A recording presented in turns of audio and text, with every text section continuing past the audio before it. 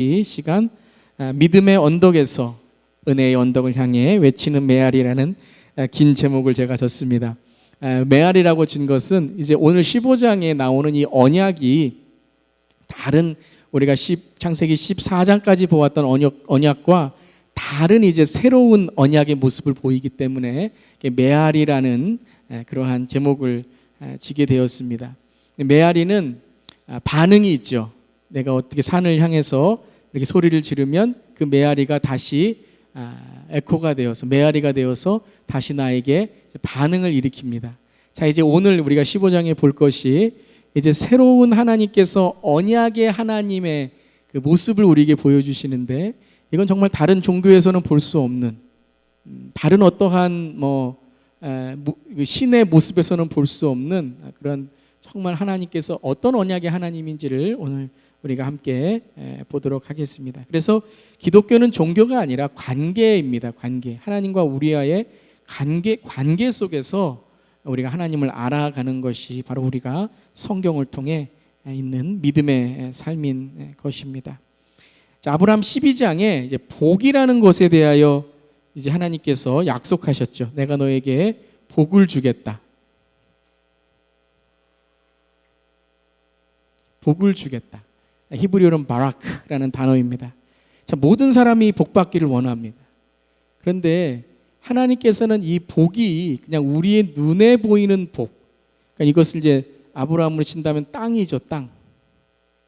내가 너에게 땅을 주겠다. 또한 자손을 주겠다.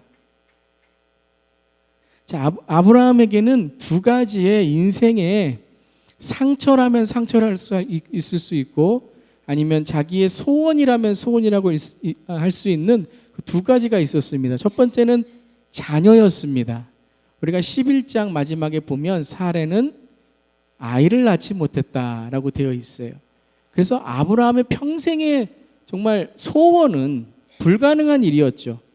아이를 갖는 것, 자녀를 갖는 것이었습니다.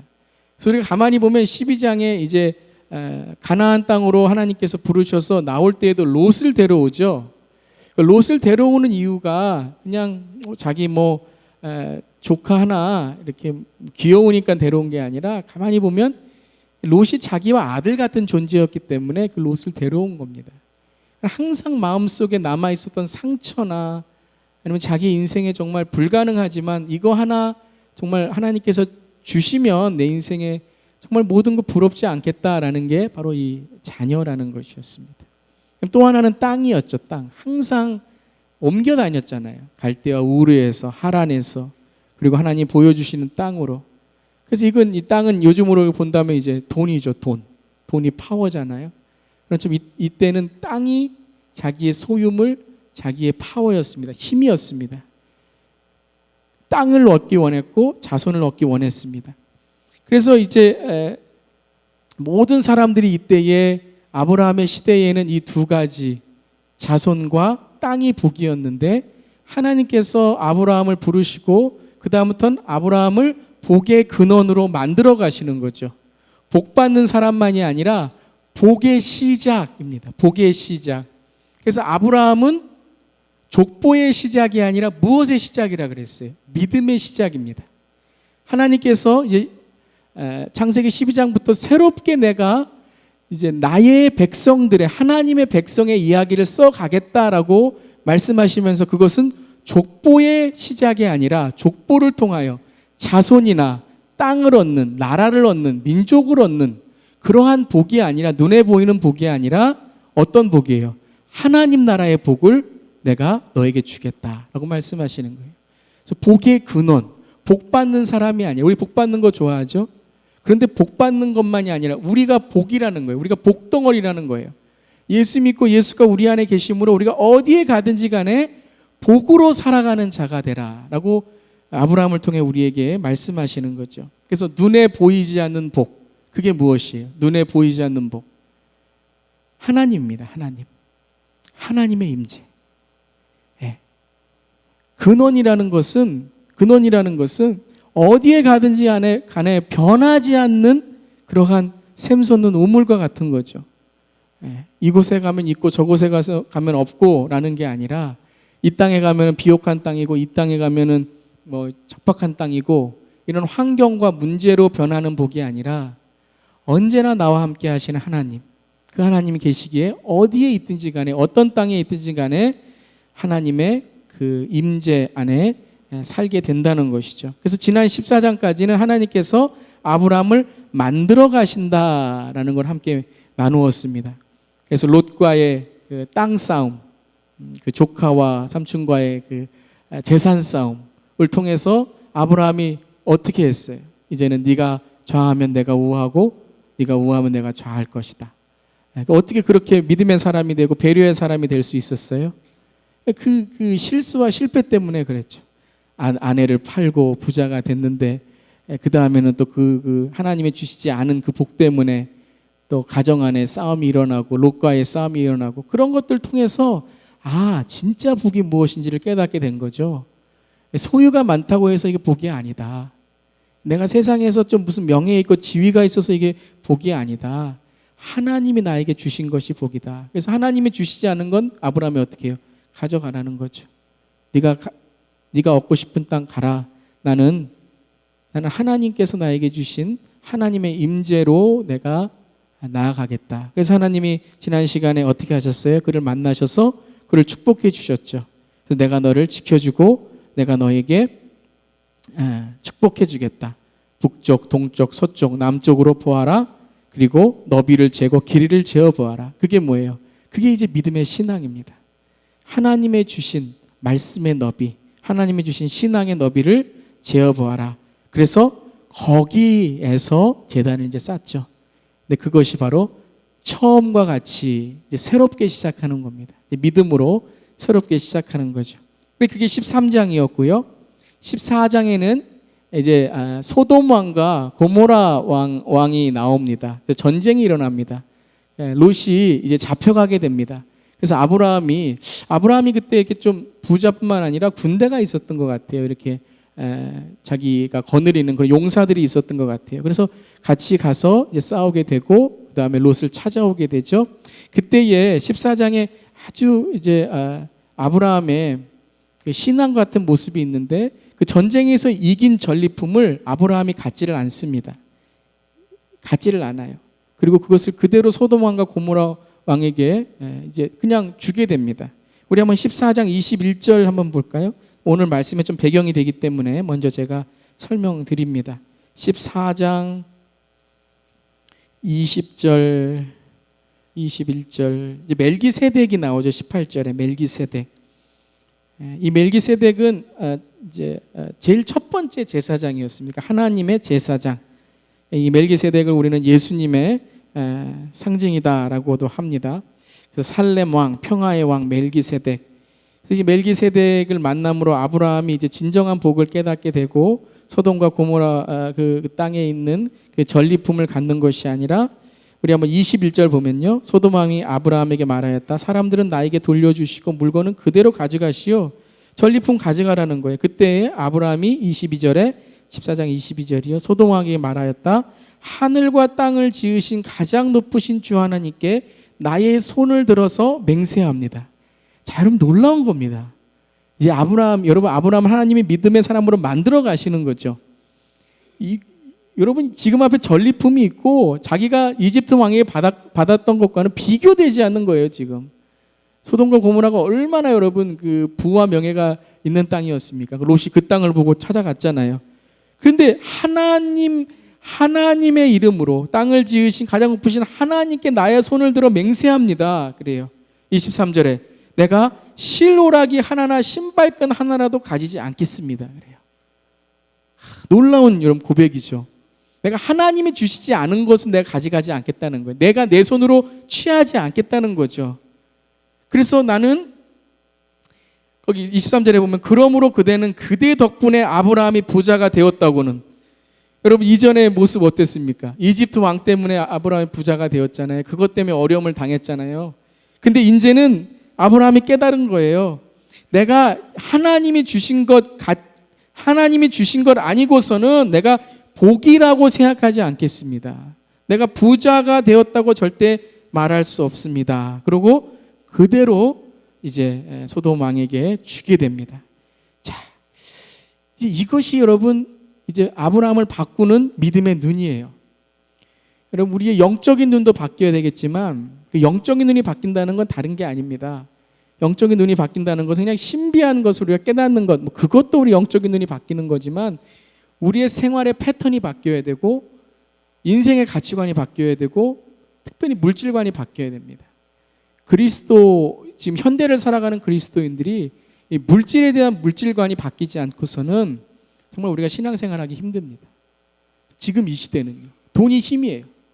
그러니까 물질에 대한 정확한 그러한 나의 신앙관이 있지 않고서는 참 힘듭니다. 많이 가져도 힘들고 적게 가져도 힘들고요. 그래서 우리가 물질관을 확실히 우리가 정립하고 신앙생활에 있어 특별히 우리가 헌금 생활이 정말 우리에게 있어서는 정확한 물질의 신앙관을 볼 수 있는 거예요. 그래서 하나님께 우리가 11조를 낸다는 것은 내가 10%를 낸다는 게 아니에요. 그것은 내가 하나님께 10%를 드리고 90%는 하나님께서 나에게 허락하셨다는 거예요. 내가 그걸 통해서 내가 하나님께 어떻게 영광을 돌릴 수 있을까? 그런 하나의 내 삶 속에 하나님의 신앙관이고 물질관이죠. 헌금뿐만 아니라 시간도 똑같습니다. 청지기, 내 시간. 오늘 우리 새벽기도 시간에 에베소서 말씀했는데 세월을 아끼라, 때가 악하니라. 매 시간을 우리는 다 하나님께서 나에게 어떤 시간으로 주셨는지를 끊어서 살 수 있어야 돼요. 매 분초마다 내 생각과 내 말을. 그래서 오늘 아브라함이 이렇게 변했다는 거예요. 참 놀랍습니다. 그러니까 우리도 여러분 내 신앙도 그렇지만 어떤 교회 안에서도 그렇고 가정 안에서도 그렇고 우리 자녀들도 그렇잖아요. 우리가 보기에 좀 신앙이 모자랄 수 있고 신앙이 부족할 수 있습니다. 근데 그것을 우리가 지금 현재의 신앙으로 보는 것이 아니라 우리가 하나님이 오늘 아브라함 보시듯이 이렇게 미래의 신앙으로 볼 수가 있어야 됩니다. 그래서 그 신앙을 우리가 세워주고 우리가 이끌어줄 수 있는 그것이 우리 교회에서 하는 1:1 양육이 될 수도 있고요. 우리 제자 훈련 될 수 있고요. 또 우리 재직 훈련 될 수 있고요. 또 수요일 저녁에 이런 것들이 다 무엇인가 하면 우리의 신앙을 하나님께서 만들어 가시는 거예요. 자, 그래서 15장 1절에 이제 15장 1절 들어가겠습니다. 오늘 15장이 너무 중요한 장입니다. 하나님을 이해하는데 너무 중요한 장이에요. 그 말씀을 제가 지난 시간에도 말씀드렸지만 이렇게 부분적으로 보는 것, 그다음에 전체적으로 보는 것도 중요하지만 그 안에 계신 하나님을 이해하는 게 너무 중요하다는 거예요. 그래서 그 하나님을 이해하면 우리가 성경의 어느 부분을 보더라도 이제 그 말씀 속에 계신 하나님이 우리에게 말씀하신 그 주제, 띠임을 우리가 볼 수 있는 거죠. 그 맥을 우리가 볼 수 있는 겁니다. 그래서 15장 1절에 이렇게 시작합니다. 이런 일들이 일어난 뒤에 라고 합니다. 이런 일들이 일어난 뒤에. 아주 중요한 말이에요. 이런 일들이 일어난 뒤에. 이 말씀은 뭐냐 하면 이제 아브라함이 이해할 수 있게 된 때라는 거예요. 아브라함이 이해할 수 있게 된 때라는 겁니다. 자, 아브라함이 처음에는 요 수준의 믿음으로, 수준이라 그러면 제가 좀 너무 이렇게 무시하는 그런 말이 아니라 저 수준, 고 수준이 아니라요. 처음의 신앙이죠. 처음의 신앙. 제가 너무 글자를 작게 쓰면 잘 안 보이시니까 제가 크게 쓰는 연습을 해야 되는데요. 처음의 신앙이었어요. 모든 사람 다 처음의 신앙이 있어요. 그 다음에 이제 신앙이 어떻게 돼요? 아브라함의 신앙이 이제 업그레이드가 됩니다. 업그레이드가 돼요. 자, 이 15장이 아주 중요한 바울의 이 업그레이드된 신앙이에요. 무슨 일들이 있었습니까? 가나안 땅에서 어려움도 생기고 롯과의 싸움도 있었고 이집트 왕에게 또 너 왜 아내라고 안 그랬냐 그러고 어려움도 당하고 오늘 소돔 왕과 고모라 왕과 싸우고 또 멜기세덱 왕도 만나고 이러면서 이러한 것들이 내 삶 속에 하나님께서 만들어 가시는 믿음이 된다는 거예요. 하나님 만들어 가시는 믿음이 된다는 거예요. 그래서 어떤 고난이든지 우리 어려운 문제도 다 합력하여 선을 이루시는 하나님께서 나를 만들어 가시는 믿음의 작용이 돼야 돼요. 그래서 로마서 8장 28처럼 God will work His good works라고 그러죠. According to His purpose. 합력하여 선을 이룬다. 그러니까 모든 것들 제가 계속 강조드리지만 성경을 이분법으로 보면 안 된다 그랬습니다. 이분법. 이분법이 뭐예요? 선과 악, 부자와 가난.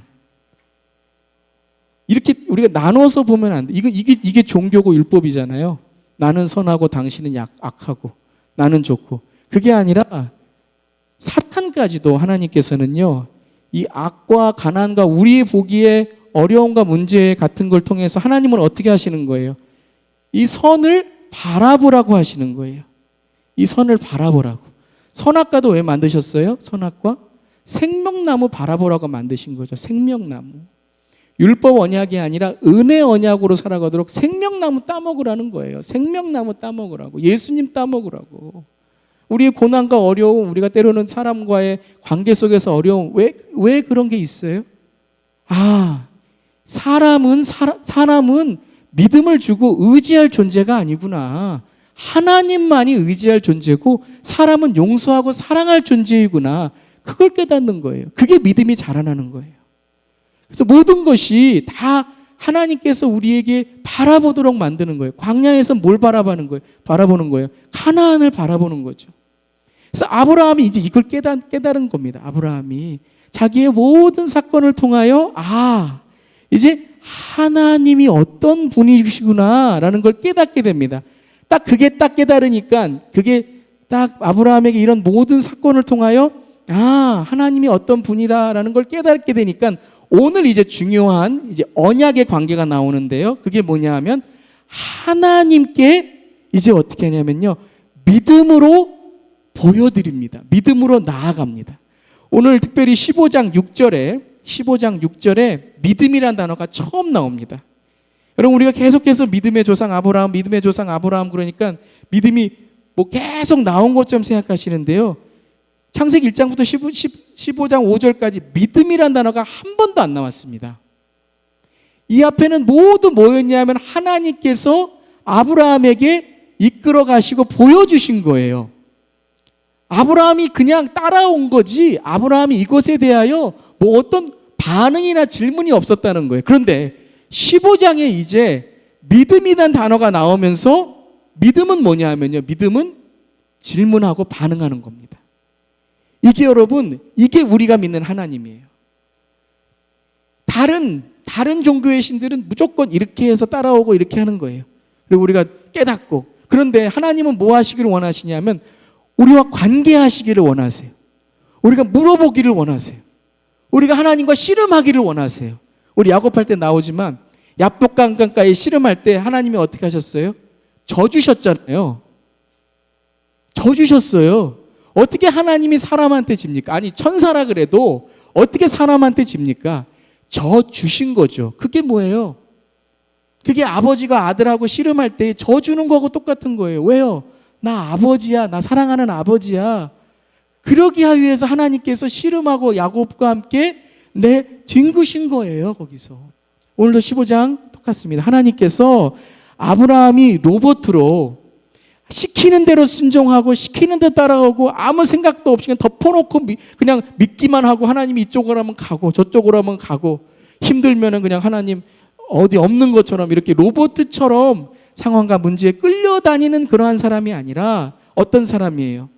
하나님께 믿음으로 나아가 하나님께 질문하고 반응하고 고민하고 말씀 속에 씨름하고 말씀 속에 내가 눈물 흘리고 말씀 속에 하나님은 누구신기를 찾아가고 모르면은 내가 하나님께 새벽에 일어나서 말씀을 읽으면서 하나님 찾으려고 하는 그 하나님께 대한 믿음. 그 아브라함을 하나님은 기뻐하시는 거예요. 우리가 믿음이 있다는 것이 그것입니다. 믿음이 있다는 것은 다 믿는 것이 아니라 그냥 덮어놓고 믿는 게 아니라 믿으라니까 믿는 게 아니라 믿음이라는 건 무엇인가 하면 내 삶 속에 하나님이 어떤 분인가를 고민하고 하나님이 어떤 분인가를 내 삶 속에서 만나기를 원하는 거라는 거예요. 그래서 오늘 15장 보면 1번 창세기 15장의 중요한 믿음의 전환점, 아브라함의 전환점은 믿음과 은혜를 하나로 이어주는 언약의 새로운 관계라는 거예요. 하나님의 은혜만 깨달은 게 아니라 내가 이 하나님의 은혜를 어떻게 내가 보답해 드릴 수 있을까? 내가 어떻게 반응할 수 있을까? 내가 하나님께 받은 이 은혜를 어떻게 주님께 내가 정말 내 삶을 통하여 내가 하나님께 드릴 수 있을까? 이게 믿음이죠. 그냥 은혜 주셨으니까 감사하고, 나 구원해 주시니까 감사하고, 그게 아니라 두렵고 떨리는 마음으로 이 구원을 이루며 하나님께 어떻게 영광 돌릴 수 있을까라는 것을 생각하는 겁니다. 그래서 이런 일들이 있은 이후에 아브라함의 삶이 어떻겠습니까? 얼마나 지쳤겠습니까? 얼마나 주님께 정말 삶이 얼마나 고달팠겠습니까? 여러분 신앙생활 하실 때에 정말 때로는 고달프고 때로는 어려운 순간순간이 있죠. 그때 하나님께서 15장 1절에 뭐라고 말씀하세요? 우리 15장 1절 한번 읽어보겠습니다. 15장 1절, 창세기 15장 1절 시작. 이런 일들이 일어난 뒤에 주님께서 환상 가운데 아브라함에게 말씀하셨다. 아브라함아, 두려워하지 말아라. 나는 너의 방패다. 내가 받을 보상이 매우 크다 그랬어요. 자, 내가 너에게 방패를 주겠다라고 말씀하신 것이 아니라, 내가 너에게 보상을 주겠다라는 것이 아니라, 나는 너의 방패다 그랬어요. 나는 너의 방패다. 내가 받을 보상이 매우 크다. 하나님이 방패라시라는 거예요. 하나님이 보상이시라는 거예요.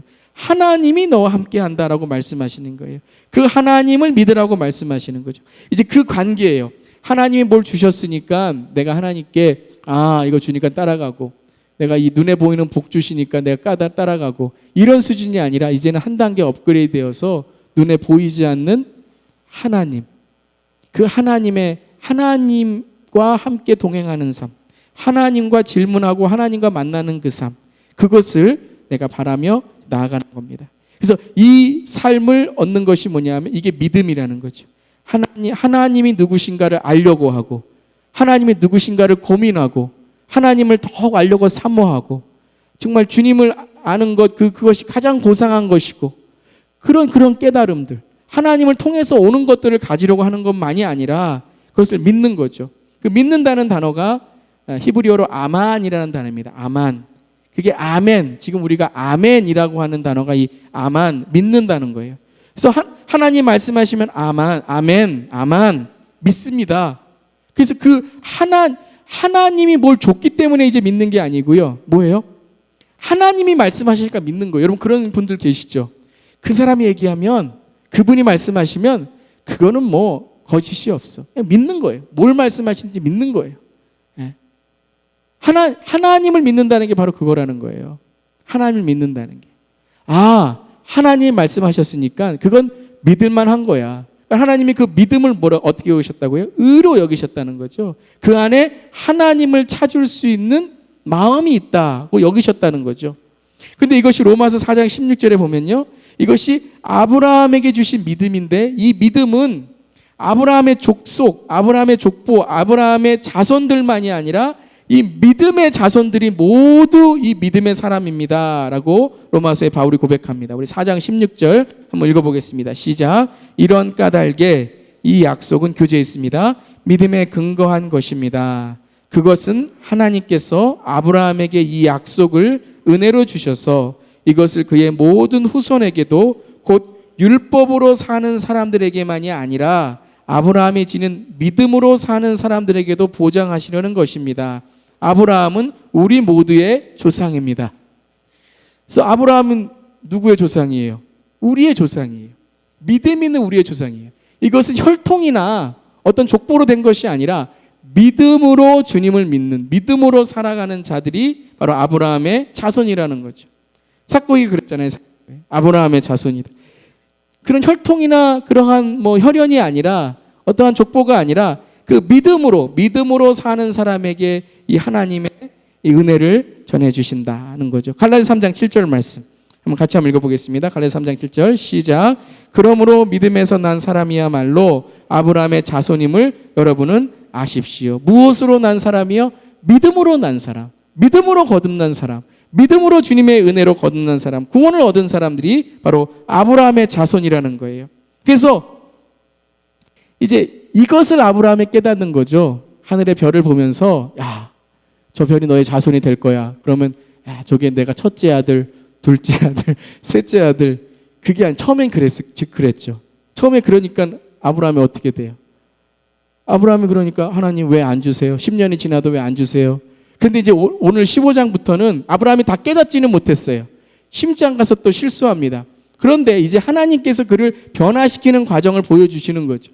그러면서 이 자손은 첫째 아들, 둘째 아들 어떤 유대인의 그런 혈통이 아니라 믿음으로 나오는 자녀들, 특별히 예수 그리스도를 통하여 그 믿음으로 구원을 얻은 자들. 그래서 이 15장은 오늘 전체적인 것을 보면 어디까지 우리가 볼 수 있냐면요, 예수 그리스도의 십자가, 요한계시록의 예수의 다시 오심까지 볼 수 있는 거예요. 그 은혜 안에 있는 심판, 그 은혜 안에 있는 하나님의 우리에게 믿음을 요구하시는 장면을 보게 되는 것입니다. 그래서 아브라함의 자손이라는 것은 혈통과 족보가 아니라 믿음 안에 있는, 특별히 십자가 안에 있는 그 믿음으로 나아가는 사람들을 모두 포함한다는 것을 오늘은 말씀하십니다. 그래서 믿음과 은혜를 하나로 이어주는 오늘 믿음의 첫 등장이 이 15장에 있는 것입니다. 그다음에 두 번째, 창세기 15장이 중요한 것은 무엇이냐면 아브라함의 개인적인 신앙이 이제 조금씩 바뀌기 시작합니다. 뭐 완벽하진 않습니다. 우리 아브라함 사람이기 때문에 완벽하게 뭐 신앙이, 믿음이 뭐 완벽하게 주님께 기쁨이 된다, 뭐 그렇게 우리가 할 수는 없지만 믿음이 점점 바뀌게 됩니다. 아브라함이 하나님께 질문하고 반응하는 언약의 새로운 관계가 오늘 15장 전체에 이루어집니다. 자, 오늘 1절부터 21절까지 우리 보면요, 15장 전체를 보면 이 하나님이 말씀하시고 아브라함이 반응하고, 하나님이 반응하시고 아브라함이 행동하고, 아브라함이 행동하니까 하나님이 언약을 지켜주시고, 그리고 마지막에 이걸 통해서 우리에게 믿음이란 이것이구나 라는 걸 깨닫게 해주세요. 자, 1절부터 6절까지가 첫 장면입니다. 첫 장면. 그러니까 첫 번째 아브라함에게 첫 번째의 트라우마가, 상처 같은 게 뭐였고 자기가 소원이 뭐였어요? 자손, 자녀였죠. 그것의 보상. 첫 번째 장면은 이 복, 자기가 아브라함이 원했던 이 후손의 복이 이제 어떻게 바뀌는가를 보여주시고요. 7절부터 21절은 두 번째의 아브라함의 소원, 땅의 복이 자기의 눈에 보이는 복에서 믿음을 통하여 어떻게 바뀌는지를 보여주시는 겁니다. 그래서 언약이 이제는 그냥 세상의 복을 위한 약속이 아니라, 우리 교회 나오면 그렇게 처음에는 그렇게 우리가 좀 예수 믿는 걸 그렇게 이해하는 때가 있잖아요. 예수 믿으면 이게 잘 되고 이렇게 복을 얻고, 하나님께 주세요. 주시는데 우리가 그것만 복이라고 생각하면 거기서 끝나는 거죠. 그럼 복의 목적을 잃어버리는 거죠. 그 복을 받고 나누고 베풀고 예수 그리스도 영광 돌리고 전도하고 복음을 전하고, 그게 복의 원래 목적인데 그게 아니라 나만을 위한 복으로 끝나게 되죠. 그런데 예수를 믿는다는 것에 대한 믿음으로 우리의 눈이 바뀌게 되면 이제 그것이 진정한 무엇을 하나님께서 원하시는가를 우리가 바뀌게 됩니다. 믿음을 통하여 우리의 시선이 바뀌게 됩니다. 자, 1절 보면요, 무엇을 약속하시는가? 1절에 자, 내가 너의 방패다, 내가 너의 보상이다. 그러니까는 아브라함이 그 보상이라는 말을 들을 때마다, 여러분 그런 거 있잖아요. 어떤 단어를 들으면 꼭 그게 생각이 납니다. 그게 딱 그게 생각이 나요. 그게 상처일 수도 있고 아니면 나의 편견일 수도 있고 선입견일 수도 있고요. 보상이라는 말을 들으면, 내가 너에게 보상해 주겠다, reward, 보상해 주겠다는 말만 들으면 아브라함은 항상 뭘 생각했냐면 자손을 생각합니다. 그래서 2절 3절에 아브라함이 반응합니다. 하나님, 저에게 무엇을 주시렵니까? 자식이 없습니다. 근데 저의 지금 자식이라고는 다마스쿠스 녀석 엘리에셀, 자기 자식 아니에요. 이거 자기 종 중에 하나입니다. 엘리에셀, 자기가 이제 양자로 삼으려고 하는 자식이에요. 너무 하나님이 자식을 안 주니까 이 종과 같은 이 종을 내 자식으로 삼으려고 해요. 3절에 하나님, 자식을 주시지 않으시니 내가 이 종을 상속자로 될 것입니다 라고 하나님께 반응을 해요. 여러분, 대단한 믿음입니다. 여러분 하나님께, 여러분 지금은 우리가 신약을 아니까 하나님 이렇게 우리가 막 기도하고 이런 기도의 문이 열렸지만, 이때는요 제사도 없고요, 하나님 하면 이거는 진짜 이거 하나님 하면 위대하심, 진짜 하나님의 음성이 막 들리는 거잖아요. 그런데 이 하나님의 음성이 들리는데 여기다가 대꾸할 수 있는 믿음이라는 건 대단한 겁니다. 여러분, 아브라함의 믿음이 뭐냐면 하나님과 이제 관계를 맺는 거예요. 여러분, 하나님은요 그거 기뻐하세요. 이 불순종의 말씀, 우리가 하나님 이건 하기 싫어요, 안 할게요 가는 게 불순종의 말씀이 아니라, 나의 고민과 나에게 있는 이 질문을 하나님께 물어보기를 원하시는 거예요. 그래서 기도하셔야 돼요. 기도. 여러분 문제 있고 어떤 여러분의 어려움이 있으면 기도하세요. 기도. 왜 아멘 안 하시죠? 여러분 기도가 우리의 삶의 해결점이고 정답인 줄 믿으시기를 주님으로 축원합니다. 하나님께 물어보세요. 아니 그냥 기도하면서 그냥 하나님 이게 아니라 물어보세요. 하나님 왜 하나님 나에게 이런 일이 일어나냐 물어보세요. 한번 물어보세요. 하나님과 씨름해 보세요. 그리고 답이 없을지라도 끝까지 하나님 붙들고 그럼 하나님께서 우리에게 하나님의 뜻을 알려주신다는 거예요. 이게 여러분 믿음의 첫 번째 반응, 미성숙할지라도 이게 여러분 만들어 가시는 거예요. 하나님께 질문하고 하나님께 반응하고 하나님 나에게 이것인데 이것이 맞습니까? 틀립니까? 이것이 맞아요? 틀려요? 물어보고 그랬더니 하나님께서 뭐라고 말씀하세요? 4절에 그 아이는 너의 상속자가 아니다. 너의 몸에서 태어날 아들이 너의 상속자다. confirm, 확인해 주시는 거예요. 여러분 이 믿음의 관계 하나님께 물어보고 하나님이 confirm 해 주시고 말씀해 주시고 그랬더니 아브라함이 이 믿음을 통해서 그 다음에 어떻게 5절에 이 믿음을 보기 원해서 행동으로 나갑니다. 밖으로 나가요. 오늘 말씀에 5절에 주님께서 아브라함을 데리고 바깥으로 나가서 그랬습니다. 데리고 바깥으로 나가서. 여러분 그 앞장 우리 1절부터 12장부터 쭉 보면 하나님이 데리고 나가신 적 한 번도 없어요. 가라, 나가라, 뭐 그쪽으로 가라 이렇게만 말씀하셨지 하나님이 직접 데리고 나가셨다. 이거 원어는 뭐냐? 히브리어는 뭐냐면요. 하나님이 아브라함과 관계가 있으셔서 친밀한 친구를 데려가시는 거예요. 이 관계를 말씀하시는 거예요. 그냥 하나님께서 바깥으로 나가라고 말씀하신 것이 아니라 그를 데리고 바깥으로 나가서 하늘을 쳐다보아라 말씀하신 거예요. 아브라함에게 말씀하시고 너의 자손이 별처럼 많아질 것이다. 아브라함이 하나님의 말씀에 자기가 행하고 바깥으로 나가서 별을 보았더니 그 다음에 6절에 뭐예요? 어떤 결과예요? 아브라함이 주님을 믿으니 주님께서 아브라함의 그런 믿음을 의로 여기셨다. 이 믿음은 어떤 믿음이에요? 하나님과의 관계가 이제 열린 겁니다. 이게 이신칭의 믿음으로 의롭게 된다는 이게 칭의입니다. 칭의. 하나님과의 관계. 우리가 예수를 믿으면 우리는 그 믿음으로 말미암아 의로워지고 구원 얻습니다. 아멘. 예수로 인하여 우리는 구원 얻습니다. 그거는 변하지 않습니다. 여러분 우리 예수 믿고 천국 가고 구원 얻는 줄 믿으시길 바랍니다. 그건 변하지 않아요, 여러분.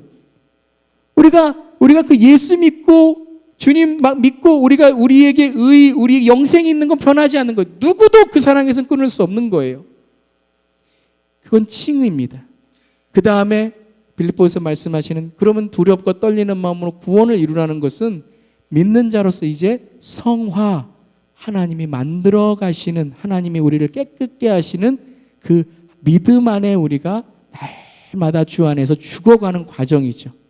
그건 성화입니다. 그건 칭의가 아니에요. 구원 잃어버리고 또 얻고 구원 잃어버리고 또 얻고 이거 아닙니다. 그렇다고 한 번 믿었으니까 우리가 죄져도 괜찮아. 그런 구원파 절대 아닙니다. 칭의, 성화, 영화 이게 구원의 세 가지의 큰 우리의 여행, 우리의 과정입니다. 그래서 1절부터 6절까지 말씀하시고 하나님과 관계로 반응하고 하나님께서 반응하시니 아브라함이 반응을 통해 행동하고 그랬더니 그 안에 믿음이 들어가고요. 7절에 똑같습니다. 땅을 약속하셨어요. 7절에 내가 너에게 땅을 주어서 너의 소유가 되게 하려고 너를 바벨론 우리에서 이끌어내었다. 근데 아브라함이 또 어떻게 해요? 반응을 합니다. 반응. 하나님께 물어봅니다. 하나님께 내 고민을 내어놓습니다. 하나님께 하나님, 내가 어떻게 그 땅을 차지해야 될 것을 알 수 있습니까? 라고 하나님께 반응을 합니다. 그때 하나님께서 주신 것이 무엇이냐면 바로 이 언약의 예식입니다. 제물을 이제 하나님께서 아브라함에게 이제 요구하십니다. 하나님이 반응하셨죠. 그랬더니 아브라함이 어떻게 합니까? 이 아브라함이 희생 제물을 주님께 가지고 옵니다. 아브라함의 행동이에요. 이 제물을 가지고 옵니다. 그랬더니 하나님께서 이 제물을 통하여 후손에 대한 땅의 약속을 주십니다. 그래서 이 언약을 세우시며 이 언약을 통해 무엇이 이제 열리게 됩니까? 하나님과 아브라함의 관계 속에서 아브라함이 죄를 짓고 아브라함이 하나님을 따라오지 못하고 아브라함이 하나님 안에 있는 삶을 살지 못할 때 이제 누가 그를 이끌어 가는가 하면 하나님께서 너를 이끌어 가겠다라는 하나님의 은혜에 대한 이제 의식을 보여주시는 거예요. 그래서 오늘 우리 말씀에서 읽었던 10절에 있는 이 제물과 그리고 우리가 17절에 읽었던 이 쪼개놓은 희생제물 사이로 횃불이 지나가는 하나님의 임재가 지나가는 장면이 무엇이냐 하면 바로 이 십자가의 장면이라는 거예요. 그래서 하나님의 은혜가 이 장면에서 상징적으로 보여주시며 이제 하나님께서 아브라함의 삶 속에 이스라엘의 삶 속에 그리고 우리들의 삶 속에 십자가를 통하여 이제 하나님께서 이끌어 주시는 그 은혜를 이제 상징적으로 오늘 보여주시는 겁니다. 그럼 이 오늘 보여주시는 장면이 어떤 의미가 있는지 우리 3번 보도록 하겠습니다. 그럼 이 오늘 하나님께서 보여주신 이 언약의 예식이 언약의 이 제단이 어떤 의미가 있는가? 이것은 바로 하나님 자신이 우리에게 찾아오셔서 행하신다는 언약의 새로운 관계예요. 하나님이 이제까지는 하나님께서 하늘에 계신 하나님, 하나님이 우리에게 명령을 하셔서 아브라함에게 명령을 하셔서 노아에게 명령을 하셔서 그들을 통하여 하나님이 누구신가를 나타냈다면 이제는 어떻게 하시는가? 하나님께서 직접 찾아오셔서 하나님 자신이 행하시는 언약을 보여주시겠다고 말씀하시는 거죠.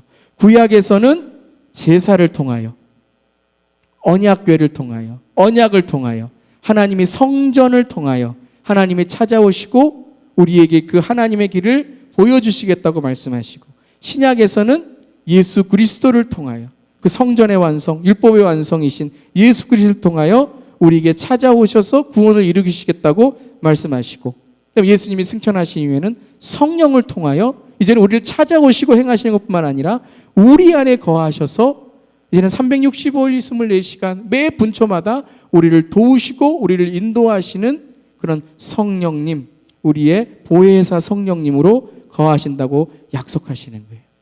그래서 오늘 10장 9절을 보면요, 이 예식, 믿음을 통하여 제물을 가진 아브라함에게 소와 3년 된 소와 양과 소와 염소와 양과 비둘기를 가져오라고 말씀하세요. 자, 이것은 무엇을 말씀하시는가?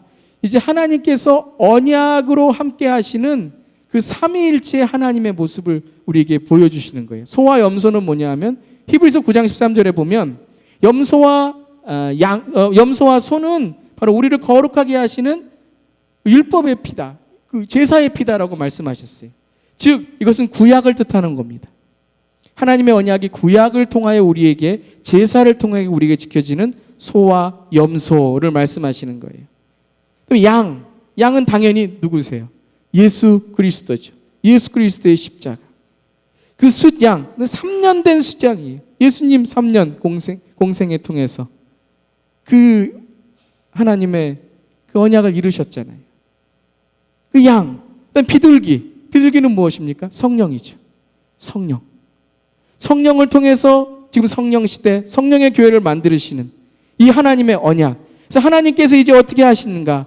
하나님께서 우리와 구약을 통해서 소와 염소의 제사를 통하여 우리를 깨끗게 하시고 그 믿음을 통해 나아가는 자들을 제사를 통하여 하나님의 자녀로 삼으시고 신약에서는 예수 그리스도 이제 모든 것을 완성하시죠. 단번에 히브리서에 보면 단번에 그 죄를 용서하시고 우리가 그 예수 그리스도를 믿으면 제사를 지는 것이 아니라 우리 안에 예수 그리스도의 보혈의 피로 인해서 이제 구원을 하나님께서 약속하시고 허락하셨다. 양. 그리고 비둘기는 성령을 뜻하는 겁니다.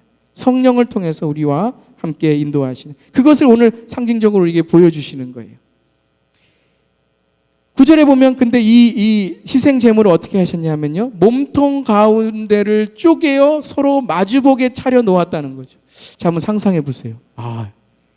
이 제물을 소를 반으로 딱 잘라갖고 양쪽으로 보면 피가 철철철 흘리고, 그게 바로 뭐예요? 그게 우리의 죄입니다. 죄. 그 가운데를 자르는 우리의 죄를 사하시는 그 피. 이 몸통을 가운데로 쪼갠다는 게 뭐예요?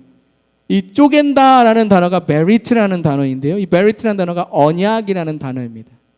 그래서 언약이라는 단어는 무엇이냐 하면 무엇인가 쪼개어 약속을 이룬다는 거예요. 여러분 예전에 그 어떤 영화를 보니까 친구 2명이 있는데 그 목걸이를 이렇게 그걸 딱 쪼개갖고 이렇게 하나를 주더라고요. 너는 이거 가져가고 난 이거 가져가서 나중에 한 30년 후에 우리가 여기서 만나자.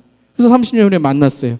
그래서 딱 이렇게 그거를 딱 맞추니까 정말 딱 목걸이 모양이 되는 거예요.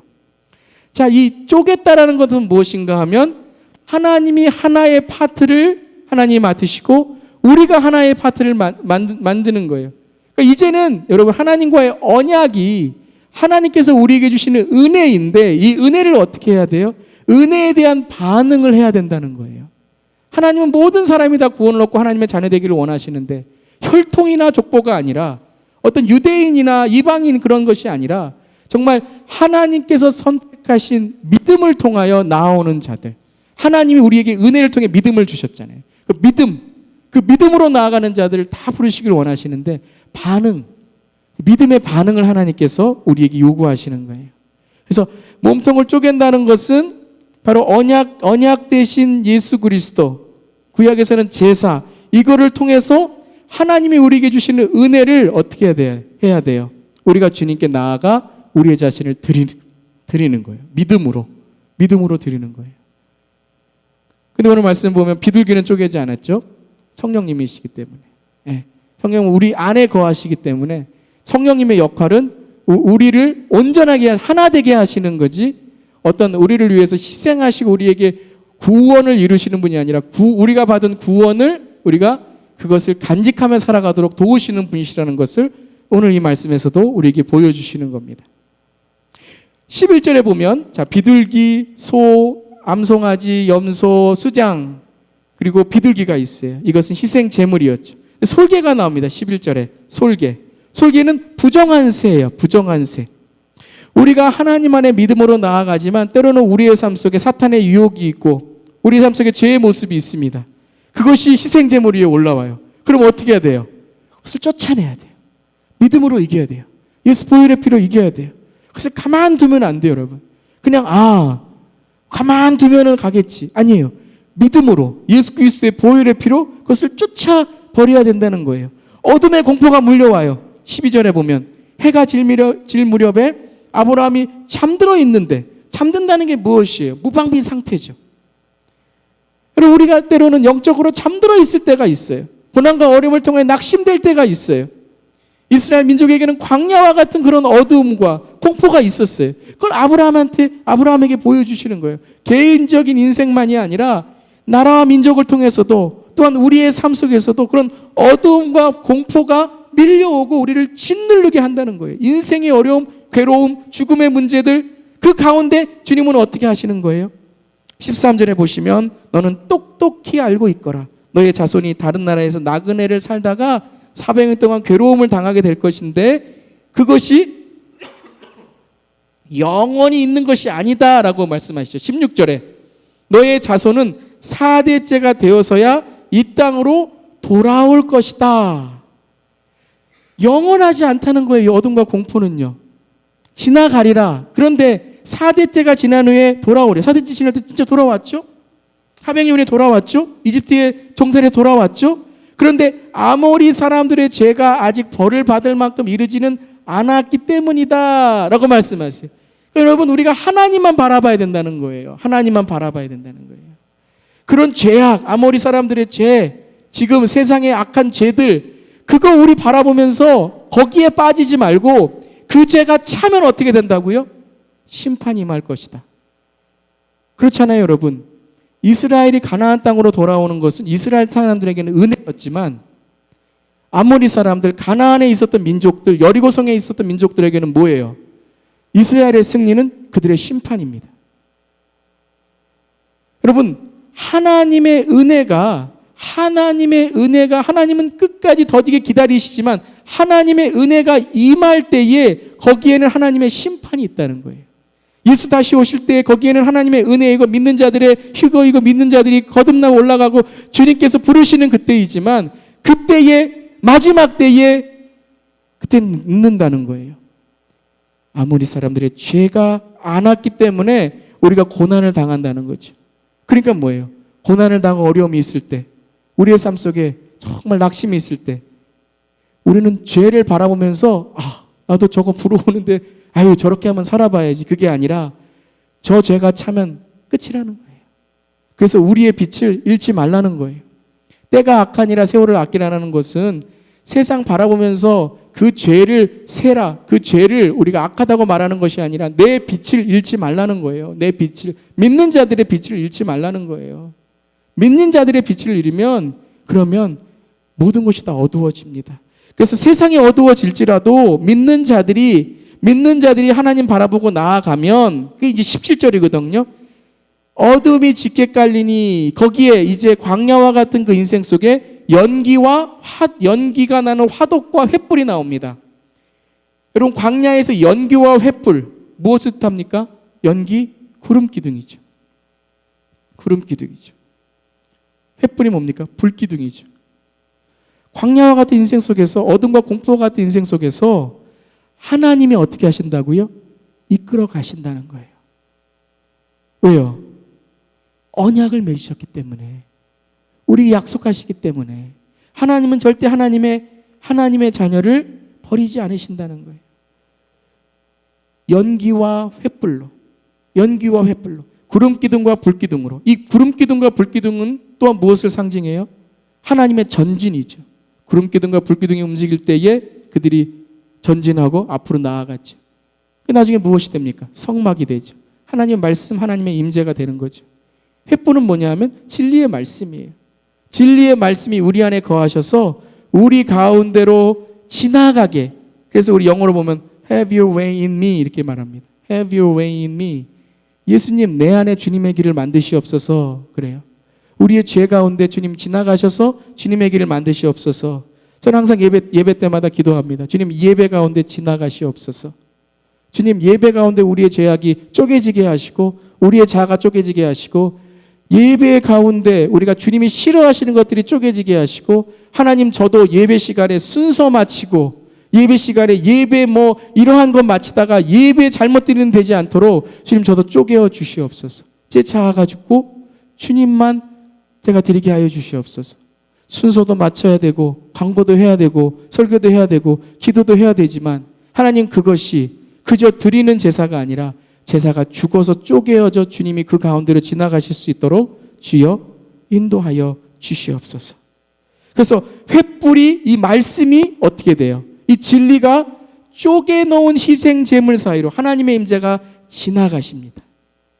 지나가세요. 무엇을 뜻하는가? 하나님이 이끄시겠다는 거예요. 진리의 말씀이 이끄시겠다는 거예요. 그럼 이제 마지막으로, 그러면 오늘 이 말씀을 통하여, 이 아브라함의 말씀을 통하여 이제는 자손과 후손과 땅이 이제 하나님의 믿음으로 의롭게 되는 그 믿음의 조상, 믿음의 자손의 꿈을 꾸게 되고, 땅만이 아니라 이제는 하나님이 이끄시는 그 하나님의 임재의 자리마다 내가 하나님을 내가 섬기며 살아가겠다는 고백 속에 저 여러분은 어떻습니까? 저 여러분은 이제 어떻게 살아야 될까요?